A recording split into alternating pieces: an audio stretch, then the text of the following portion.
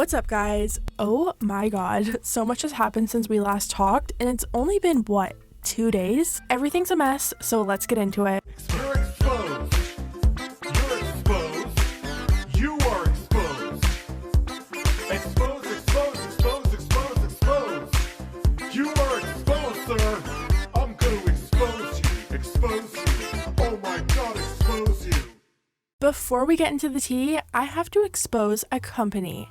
Adam and Eve. Adam and Eve is an online adult store, and since Valentine's Day is coming up, they're giving me a discount code for you guys over the age of 18 to use. Code SPILL is going to get you guys 50% off of one item in your cart and free shipping to the US and Canada. The nice thing about shopping with Adam and Eve is knowing that 20% of their profit goes to fight the spread of HIV and AIDS. Adam and Eve also has 24/7 customer support and 90-day hassle-free returns. They truly have amazing customer service, which takes a lot of stress out of shopping online. Thank you, Adam and Eve, for sponsoring this video. Don't forget to use code SPILL, and let's get into the tea.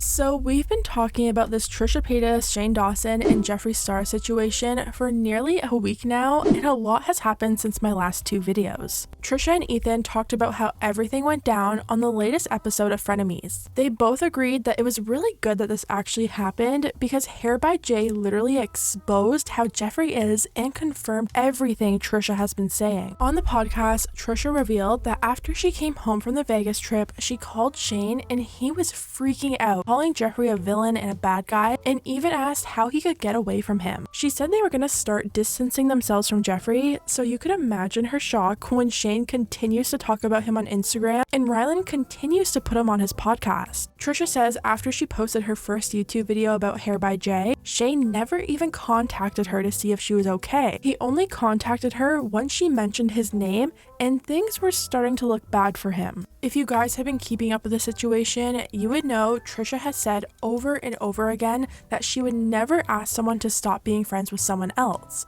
But at the very least, I don't think she expected her best friend of 12 years to continuously support and promote the person that could treat her so badly.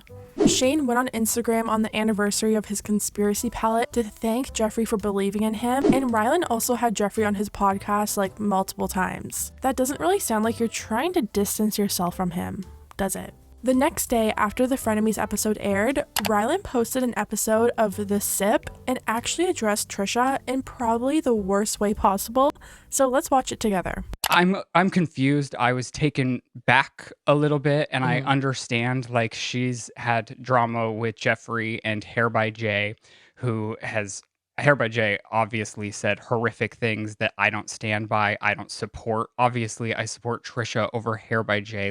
I don't really understand how Ryland can even claim that he's confused when he listened to Trisha cry on the phone to Shane for hours over what happened. He also seems to refer to what happened as drama multiple times throughout the podcast, which is just his way of downplaying the situation. Drama would be if Trisha and Jeffree were shading each other on Twitter and it was kind of like petty. What happened in Vegas wasn't drama. Ryland also claims that Hair by Jay said horrific things that he doesn't stand by, but he fails to even acknowledge what was fueling those words that came out of Jay's mouth. Of course you support Trisha over Hair by Jay, someone who means nothing to you and had nothing to offer you, but the real question is, do you support Trisha over Jeffree? I guess at the end of the day, I truly wish she would have come to me as a friend if she was hurting like the way that she is and talked it out with me. And I wish that it wouldn't have played out on the internet like this. I just am really honestly confused because I see her all of the time. The thing is, Trisha did come to you as a friend. It's not her place to ask you to cut Jeffree and his crew off. But as Trisha's friend for 12 years, it's weird you would even want to associate with someone who treated your friend like that. I understand maybe it's hard for her to express her actual feelings towards Jeffree to us, or the gravity in which she's feeling feelings towards Jeffree when she knows we're specifically friendly with Jeffree. So maybe it's hard for her to like ask me to cut him off, but at the same time, I can't read someone's mind. And I feel like as an adult, I have two other adult friends that got in an altercation a year ago. And maybe it is my fault for never having asked her where she truly stands or wants me to stand. I just, I felt as though that was like their lane. Like I said, I see Trish all the time. I love her, and I wish she would have just hit me up personally. Of course, it's hard for her to express her feelings to you about Jeffrey. She already did for hours, and they never took it seriously because they continued their friendship with him. Trisha already said that she was trying to keep the peace with Jeffrey because she knew Shane and Ryland were getting married soon and that he would be at the wedding. There's nothing worse than going to a wedding and trying to avoid someone you don't like, making everyone else around you feel uncomfortable. You don't need to be a mind reader to know that Trisha had issues with Jeffrey because she told you. You chose not to do anything about it, so she's not going to beg you to end the friendship. Yeah, I mean, I have a lot of love for Trish too. I don't know her personally by any means, just from our one exchange on the show. And like, since I met her in person, I've had nothing but nice things to say about her. And I'm a fan of her, and I'm a fan of her content and what she does. And I just, I find it deeply regrettable that something that we put out that was intended to be lighthearted and fun and commentary caused her so much pain. And I guess I think the reason for the confusion is that this came after, like, we were talking about Jeffrey and Kanye, which, I mean, we talk about hot topics on the show. The whole world was talking about it. It's honestly amazing to me that even Lizzie seemed to show remorse for having someone on the show that ended up causing Trisha a lot of hurt, and yet Ryland didn't show any of those emotions. It seems like Ryland is trying his hardest to make it sound like a big misunderstanding. Anyways, they ended this segment of the podcast by giving a few closing words to Trisha. I think she's iconic. I'll always think she's iconic. I have so much love for her. And I guess that is where I'll leave it for now. I'm never going to talk badly about her on the internet. Yeah. I hope we mend our friendship, and I hope things are okay and we can talk about how we're feeling together in person in real time eventually. I just want to, echo your sentiment. Like, we love you, Trish. I'm so sorry that you're going through this. I don't stand by anything negative that was ever said about you. And I continue to, love and support you. Yeah.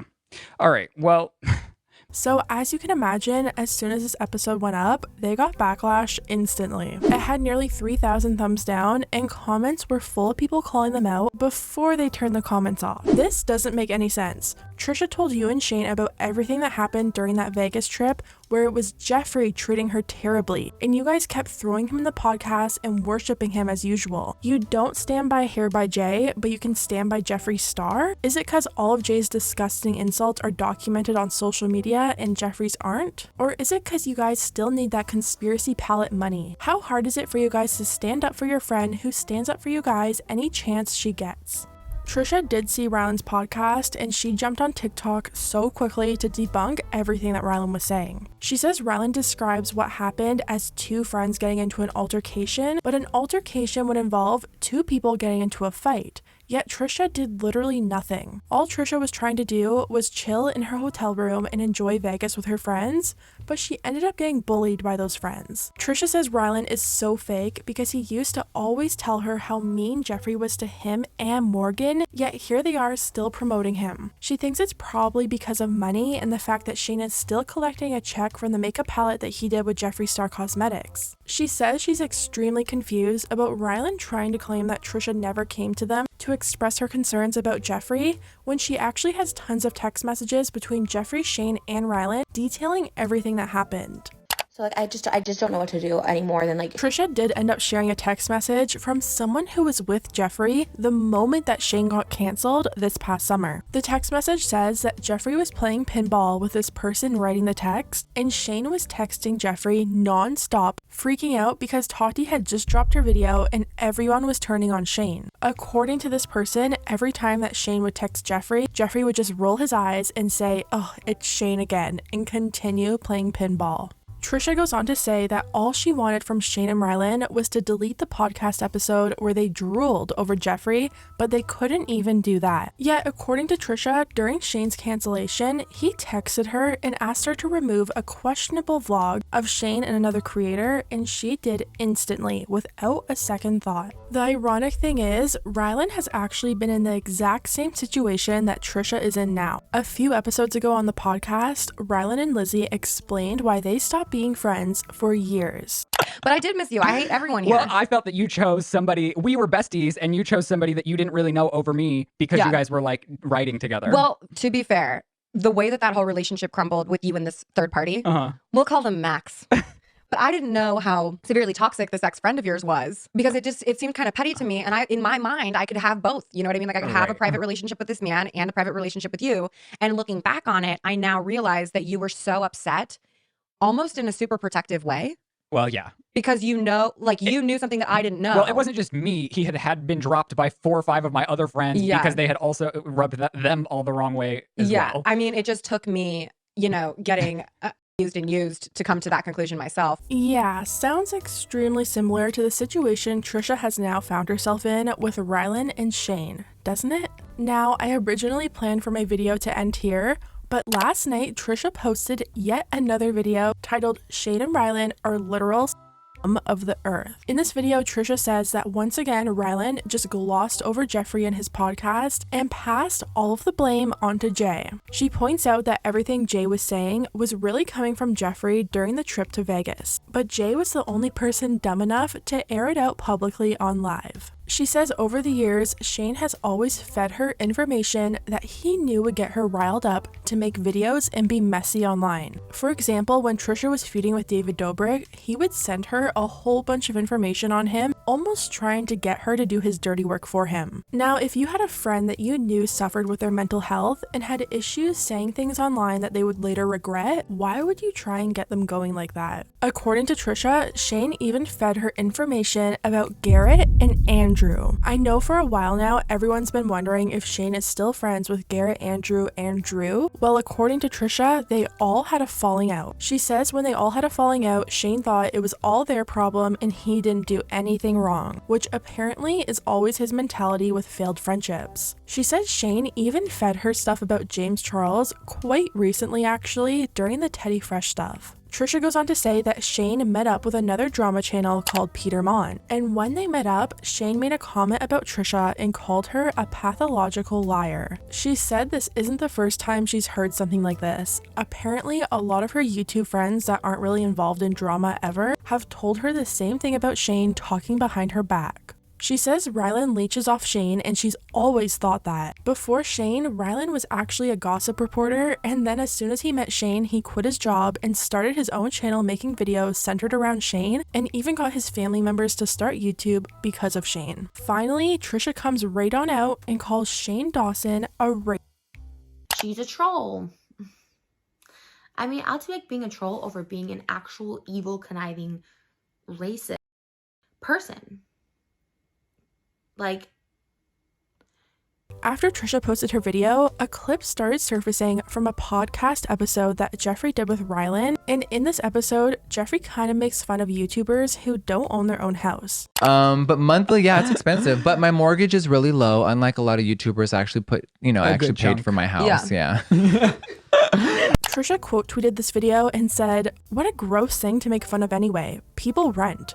You have money and what? You live in an empty, shallow existence." This situation started getting so big that even James Charles commented on what's been happening. He said, "It's so liberating when people finally start to see what you've been seeing all along." Someone replied to him and said, "It's even more amazing when everyone collectively agrees that what we're witnessing is wrong and should no longer be tolerated or swept under the rug." James replied with a 100 emoji, which we all know was Jeffrey's favorite emoji to use during the James Charles cancellation. Anyways guys, let me know what you think about everything down below. If you liked the video, hit the thumbs up button because it really does help my channel, and I'll see you next time.